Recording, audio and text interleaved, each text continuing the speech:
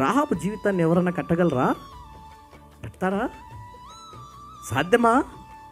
కొద్దిగా అటు ఇటు అయితే ఈరోజు కుటుంబాలు కూలిపోతున్నాయి. రాహాబు జీవితాన్ని కట్టడానికి ఎవరి వల్ల కాదు, కానీ ఆమె నమ్మిన దేవుడు వల్ల సాధ్యమే.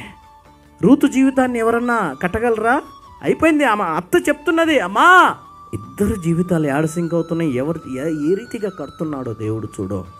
God can rebuild the life which has been destroyed. పాడైపోయిన ప్రాకారాలైనా, పాడైపోయిన జీవితాలైనా తిరిగి కట్టడానికి ఆయన సిద్ధంగా ఉన్నాడు. ఆయన నీ జీవితంలో ఆ కార్యము చేయటానికి సిద్ధంగా ఉన్నాడు. ఒకటే కోరుతున్నాడు, లే అని రాశి నుంచి లే, పైకి లే, దేవునితో గడిపే ఆయన పాదాల దగ్గరికి రా.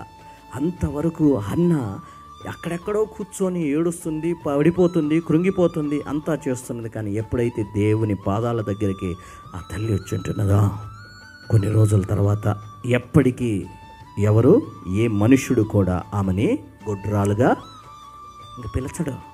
ఒక బిడ్డనిచ్చి కాదు, మళ్ళా 5గురినిచ్చి దేవుడు చెప్పింటున్నాడు, నమ్మి నీవు ఆయన మాటకి విశ్వసించి అడుగులేయగలిగితే నీ జీవితాన్ని ఆ రీతిగా కట్టగలడు.